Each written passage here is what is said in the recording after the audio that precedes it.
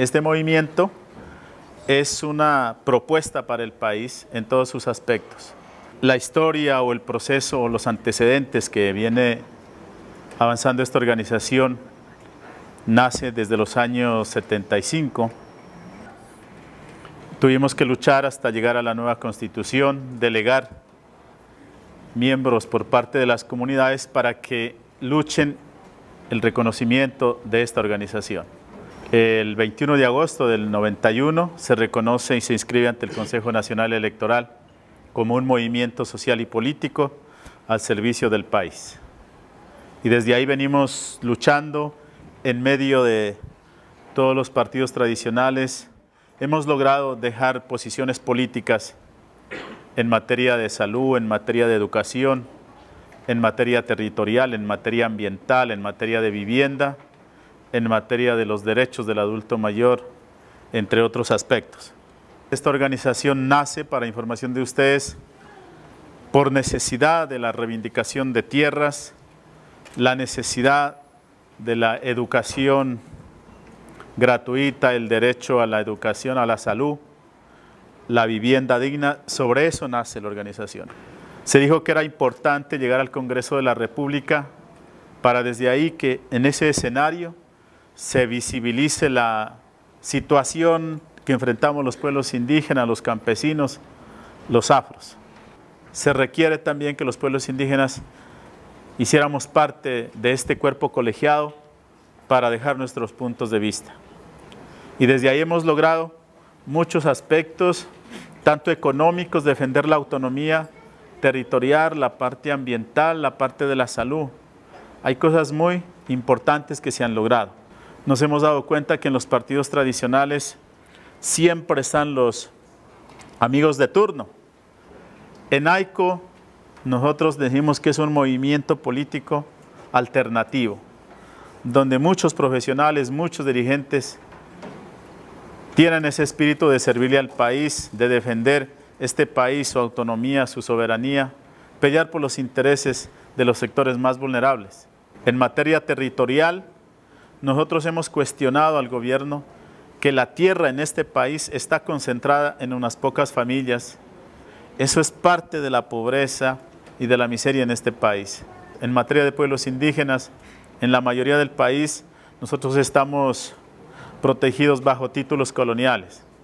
Le estamos diciendo al gobierno que esos títulos coloniales se respeten, que se otorgaron de los años 1800, 1600, en el espacio territorial donde existen estos títulos coloniales, existe la situación del interés de la exploración minera y por tanto pues quiere desconocer eso para poder acceder libremente y que los pueblos no le pongamos ningún tipo de obstáculo para la exploración minera. Le estamos proponiendo que este gobierno reconozca a los cabildos indígenas como autoridades ambientales y que estas autoridades entonces formulen una propuesta política ambiental en este país, no solo para pueblos indígenas, sino para todo el país. Y que sobre eso entonces camine una exploración racional, que no sea una exploración desmesurada, ¿no? Así como está de un desequilibrio contaminante, desafuerado. En materia de educación, nosotros no nos hemos bajado, seguimos luchando de que la educación debe ser inclusiva y gratuita, pero también que haya el sistema de la implementación intercultural, porque el Ministerio de Cultura no tiene un plan de choque al aceleramiento de la degradación cultural de los pueblos indígenas, no lo hay. Se requiere combinar lo uno con lo otro, pero que esta educación intercultural vaya desde la infancia hasta la educación superior. Solo así pensamos que es posible sostener, porque de lo contrario quedaría de nombre la Constitución con el buen nombre que Colombia es un país multiétnico y cultural.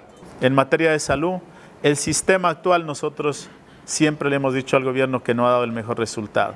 Estamos luchando para que a los pueblos indígenas se nos dé un decreto especial y que también se hable de la salud intercultural. ¿Qué pasa a los entes de control con Procuraduría, Contraloría? ¿Qué pasa con la Fiscalía? Si en las grandes empresas está sucediendo robos macros, allá en los resguardos también las IPS y las EPS también hay desequilibrio y hay corrupción y hay politiquería. y en últimas los que pagamos, como se dice, los platos rotos, somos la gente más vulnerable en estos aspectos.